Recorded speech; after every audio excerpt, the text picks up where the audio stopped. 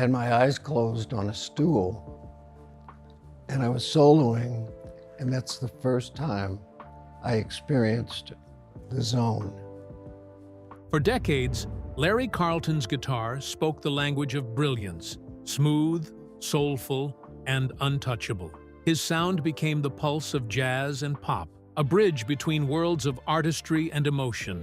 But behind the perfection lived a memory, buried deep in one song that carried more than notes. It carried a wound no audience could see, no applause could heal. Every solo disguised it, every interview dodged it, until now. At 77, Larry Carlton finally speaks the truth.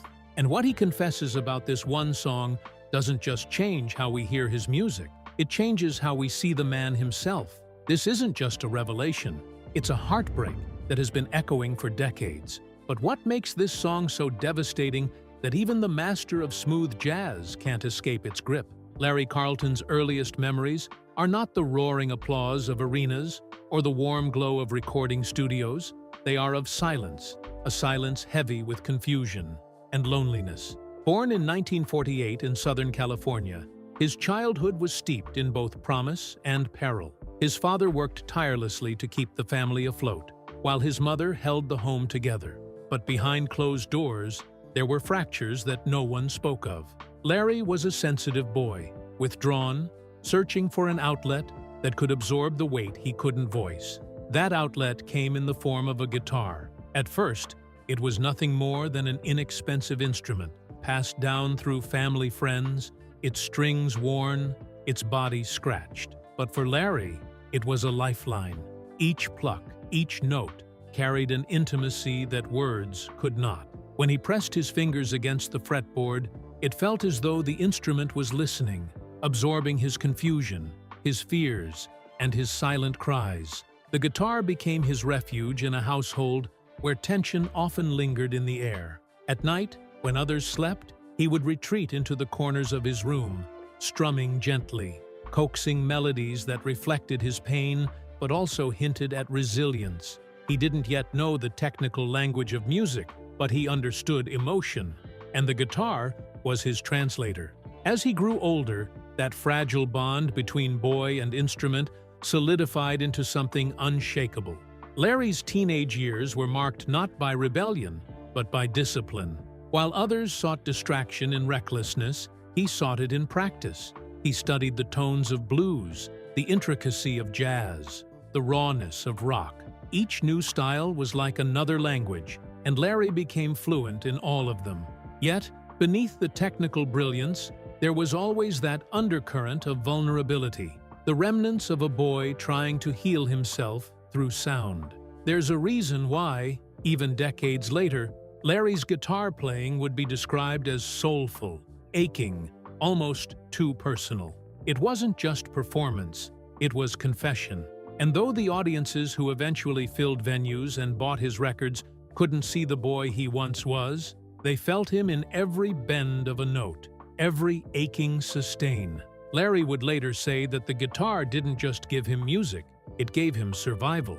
Without it, the silence of his childhood might have swallowed him whole.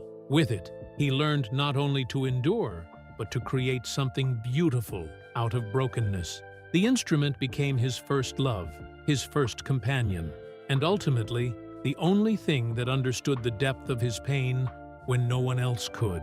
But survival through sound came at a cost. Because while the guitar offered refuge, it also became the mask behind which Larry hid.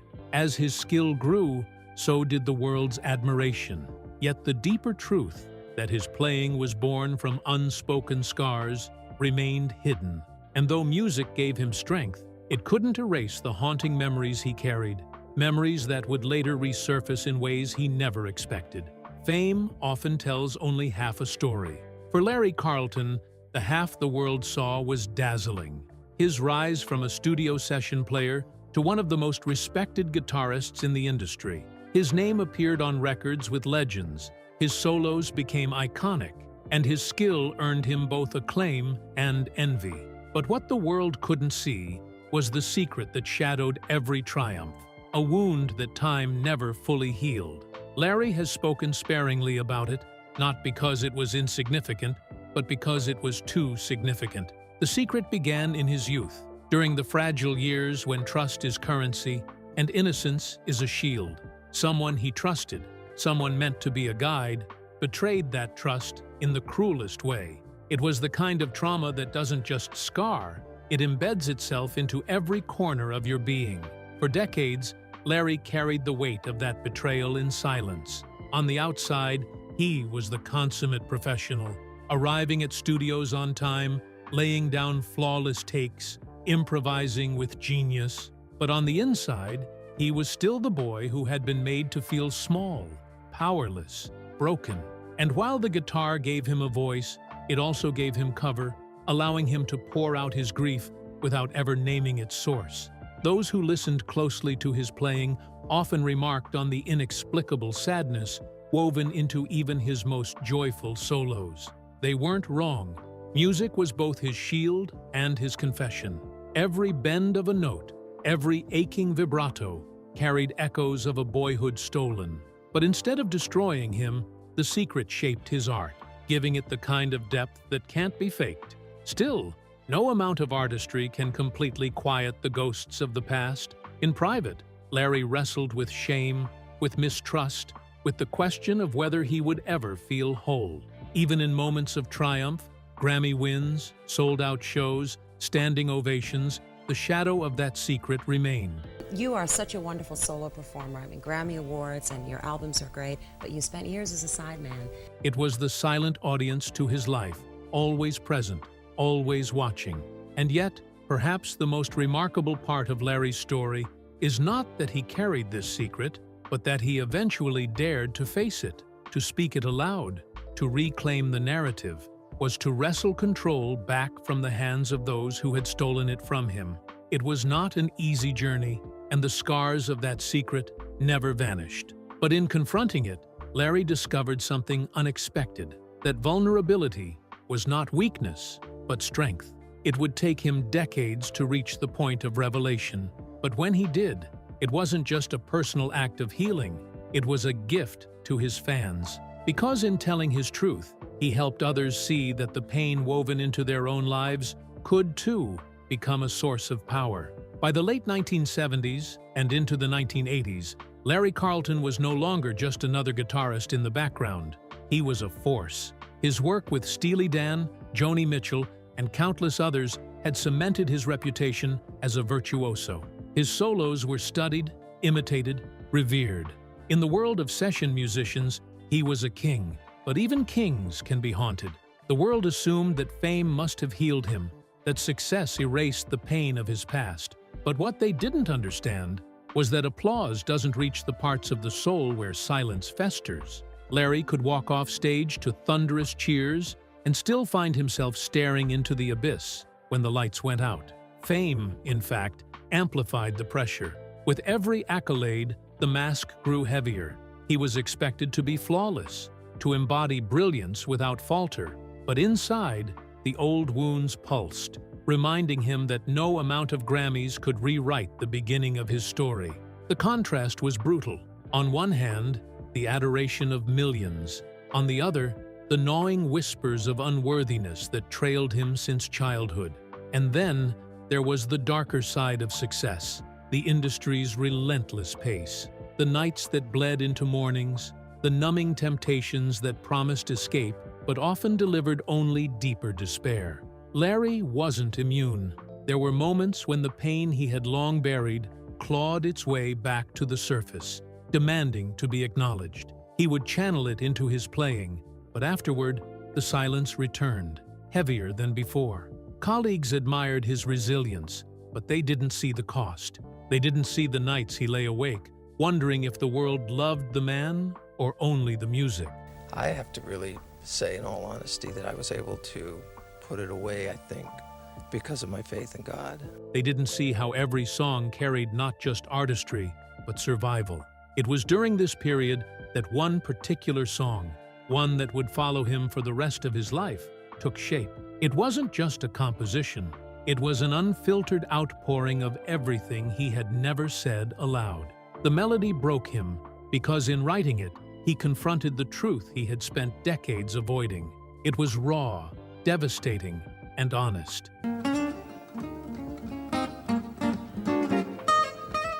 And though fans hailed it as beautiful, Larry could barely play it without reopening the wound. Fame gave him platforms, awards, recognition, but it couldn't silence the pain. If anything, it forced him to live with it louder, under the gaze of millions. And so, the boy who once found refuge in his guitar now found himself imprisoned by it, his most powerful weapon, also his most painful reminder. There are songs that entertain, songs that inspire, and then there are songs that wound their creators. For Larry Carlton, one particular melody became both a triumph and a torment. It was not just notes strung together. It was the bleeding out of his soul onto 6 strings.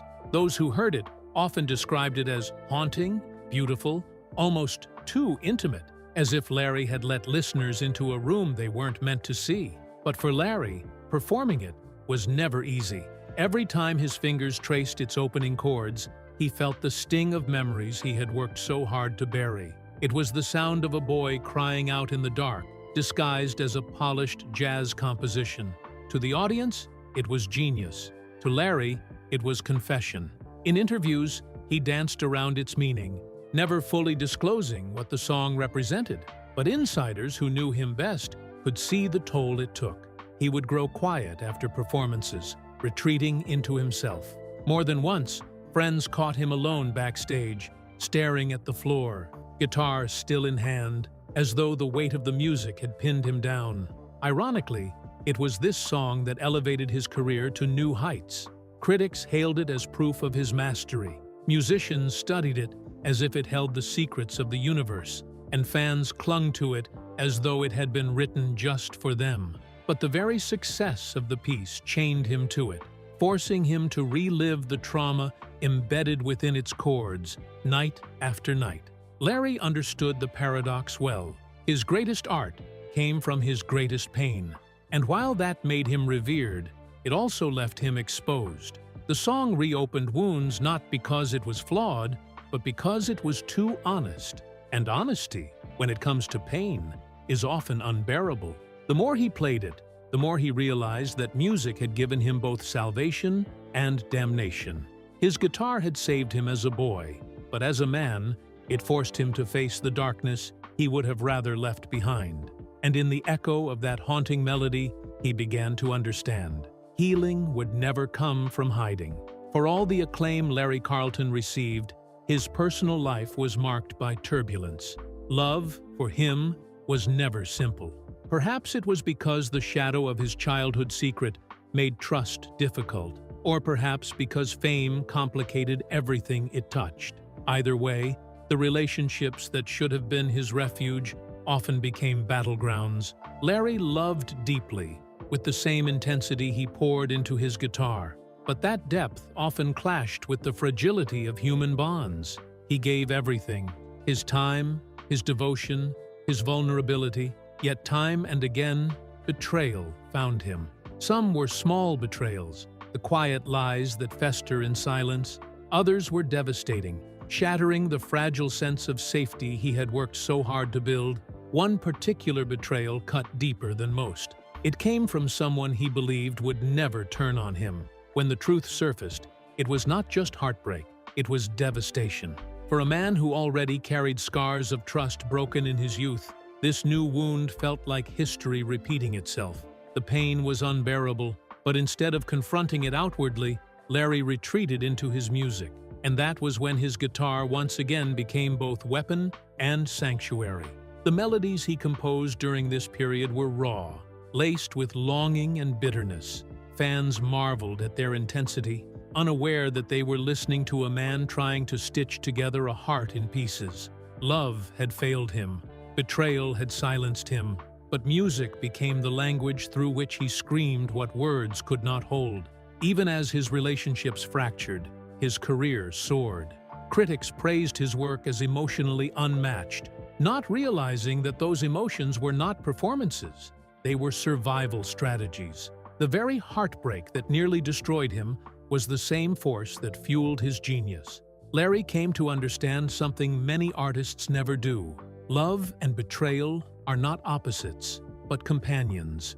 Each fueled the other, and together they carved grooves into his soul that only music could fill. His songs from this era still resonate, not because they are technically flawless, but because they bear the fingerprints of a man who lived through devastation and turned it into art. For years, Larry Carlton carried his pain silently, masking it with music, discipline, and professionalism. But one night, the mask cracked. It was supposed to be another concert, another flawless performance in a career built on consistency. The crowd was eager, the band ready, the lights dazzling. Larry took the stage with the same calm assurance he always projected, but inside, he was unraveling. The moment came mid-performance, during a solo he had played countless times before. His fingers moved as they always did, but his heart wasn't following. The haunting song, the one tied to his deepest wounds, was on the set list. As the first notes rang out, something inside him gave way. His hands trembled, the notes faltered. For the first time in memory, Larry Carlton, the unshakable virtuoso, broke down on stage. Hey, you already got your response, didn't you? You can let the chords. The audience was stunned. Some thought it was part of the show, a dramatic pause, a calculated act. But those closest to him recognized the truth. The music had finally cracked him open. The years of carrying pain, of using his guitar as both mask and confessional, had reached their breaking point. Larry stood frozen, unable to play. The band tried to cover for him, stretching out the rhythm. But the moment was irreversible. He set his guitar down and walked off stage, leaving the crowd in stunned silence. For a man who had built his life on professionalism, it was the ultimate collapse. Backstage, the dam broke. Friends and colleagues found him in tears, inconsolable, the weight of decades pressing down at once. It wasn't just about the song, or the betrayal, or the fame. It was everything. All the unspoken pain had surged to the surface, and for once, he couldn't contain it. The press would later spin the night as exhaustion, as a fleeting human moment in an otherwise brilliant career. But those who knew the truth understood. It was the night Larry's carefully constructed armor shattered. It was the night the world saw not just the virtuoso, but the wounded man beneath. And in that collapse, something unexpected began. Because sometimes falling apart is the first step toward finally being rebuilt. After that fateful night on stage, Larry Carlton's life entered a period of reckoning. Fame had carried him far, but it had also trapped him in a cycle of performance and suppression. For years, he had built his identity around being the reliable genius, the guitarist who never faltered. But now, the facade had crumbled, and the cracks were visible to everyone, most painfully to himself. The music industry thrives on momentum. There's always another tour, another album, another collaboration. To stop moving is to risk being forgotten. But Larry did the unthinkable. He stepped away. At the height of his powers, with more opportunities than ever, he retreated. Fans whispered, journalists speculated. Was it drugs? Was it ego? Was it burnout? Few guessed the truth, that Larry wasn't running from the industry, he was running from himself. Know that I expect the highest quality for the best price. The decision came at a steep price. Some friends, especially those whose livelihoods depended on his presence, felt abandoned. Business partners called him reckless. Even close collaborators questioned his judgment. The camaraderie of musicians he had once considered family began to erode.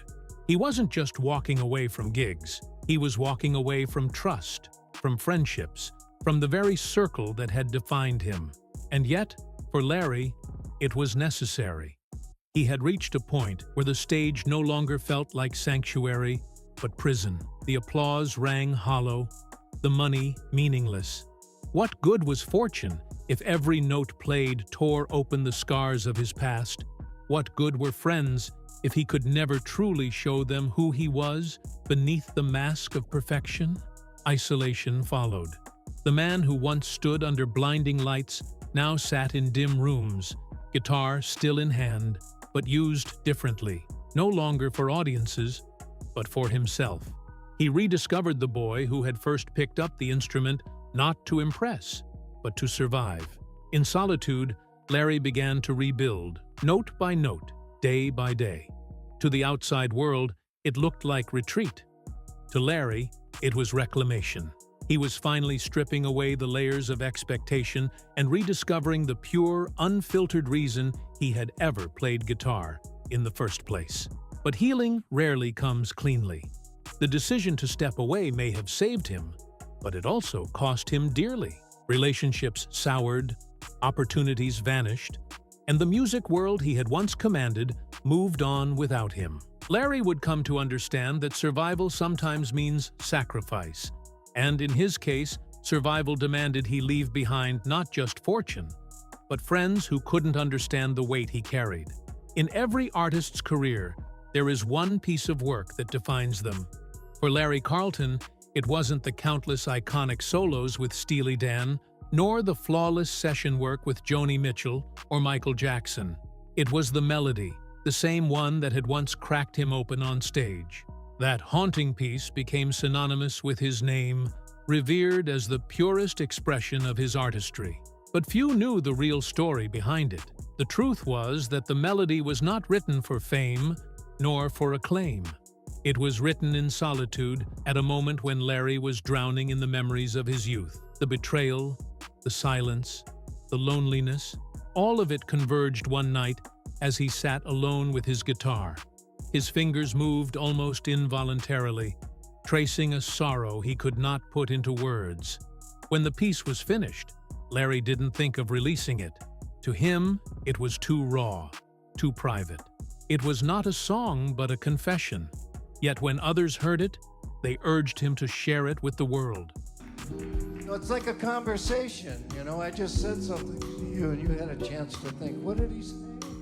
Against his instincts, he agreed. And in doing so, he unknowingly set in motion a paradox. His most painful truth became his greatest success. Audiences connected with it instantly. Some said it brought them to tears. Others claimed it mirrored their own heartbreaks. Fans clung to the melody as though it explained their lives, never knowing it had nearly destroyed the man who wrote it. Each time Larry played it, he felt the duality of art. It freed him by speaking his truth, but it also imprisoned him by forcing him to relive it. In interviews, he avoided explaining the song. He preferred to let listeners interpret it as they wished. But behind closed doors, he admitted to confidants that it was a piece born out of trauma, a melody that carried the weight of everything he had endured, but never spoken aloud. The truth behind his most haunting melody was simple yet devastating. It wasn't written to be beautiful. It was written because Larry needed to survive. And perhaps that is why it resonated so deeply. Because beauty born from survival is the kind that never fades. For decades, Larry Carlton's image had been one of mastery, control, and quiet dignity. He wasn't the flamboyant rock star smashing guitars. He was the disciplined craftsman whose solos spoke louder than words. Fans and colleagues alike revered him as a man of composure, untouchable by scandal or chaos. But eventually, the weight of silence became unbearable. The confession came quietly, not in a tabloid or an explosive press conference, but in a candid interview late in his career. Asked about the emotional depth of his playing, Larry paused longer than usual, and then, with a trembling voice, he spoke words he had never shared publicly. He revealed the trauma of his youth, the betrayal that had haunted him for decades, the truth behind the wounds that had shaped his music. The revelation stunned the industry. Fans who had idolized him as a paragon of discipline suddenly saw him as a man scarred by pain. Some praised his honesty, calling him brave. Others were unsettled, unsure how to reconcile the legend with the broken boy inside him. But no one was indifferent. His confession shattered the carefully constructed image of perfection and replaced it with something raw, vulnerable, and profoundly human. The backlash was not insignificant. A few critics accused him of exploiting his past for sympathy. Some collaborators distanced themselves, uncomfortable with the darkness he had exposed. But for many, the confession only deepened their admiration. His music had always carried a haunting sadness. Now, they finally understood why.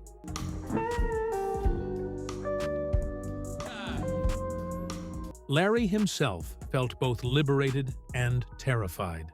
Speaking the truth was like tearing off a mask he had worn for half a century. The freedom was intoxicating, but the exposure left him trembling. Still, he knew it was necessary. The boy he had once been deserved to be heard, not silenced. And so, the confession that shattered his image also rebuilt it. No longer just the virtuoso guitarist, Larry Carlton became a symbol of survival, of how art can transform suffering into something transcendent. His image was no longer untouchable, but it was finally, authentically real. At 77 years old, Larry Carlton carries himself with the quiet grace of a man who has endured storms and still found sunlight. His career is the stuff of legend. Over 4,000 recording sessions, countless collaborations with the biggest names in music, Grammy wins, and the respect of peers who call him one of the greatest to ever touch a guitar. But behind the accolades, there is still one story left to tell.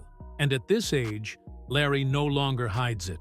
The song that haunted him for decades, the one that tore him open on stage, that chained him to his past even as it elevated his career, remains a part of him. Fans have adored it for its beauty, but Larry now admits what he once could not. It is not simply music.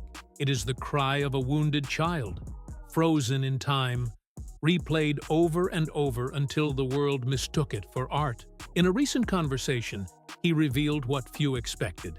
Even now, at 77, he cannot play the piece without breaking. His hands may move effortlessly, his tone may still sing with the same golden touch. But inside, the wound it represents still aches. Some songs heal you, he said quietly. This one never did. It just reminds me of what I survived. I'm happy and the consumer's happy. And I'm very proud of them. They've done it. The admission struck a chord not only with his fans, but with fellow musicians who understood the burden of pouring too much of oneself into art. For Larry, this song is not triumph. It is testament. Testament that even the deepest pain can be given form, that even scars can sing. Yet there is a strange peace in his words. He no longer hides the truth, no longer fears the vulnerability that once threatened to unravel him. By revealing that the melody still breaks him, he has finally given himself permission to stop pretending it doesn't. And in that honesty, he has found a kind of freedom far greater than applause. At 77, Larry Carlton is not defined by the pain, nor by the secret, nor even by the haunting melody itself. He is defined by the act of survival, by the choice, again and again, to pick up the guitar and keep playing, even when the notes hurt. His legacy is not perfection. It is endurance. The world will remember him as a master, a virtuoso, a legend. But Larry wants to be remembered for something simpler, as a man who turned his suffering into music, who refused to let silence consume him. And though the song that still breaks him will forever echo in his story, it is also proof that from the deepest wounds can come the most enduring beauty, because sometimes the song that hurts the most is the one that makes us listen hardest. And Larry Carlton, even at 77, is still teaching us how to listen. If a melody can wound as deeply as it heals, what does it mean to carry it for a lifetime? At 77, Larry Carlton's confession reminds us that behind every note lies a memory, and not all memories bring comfort.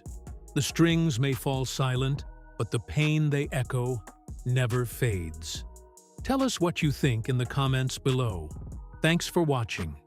See you in the next one.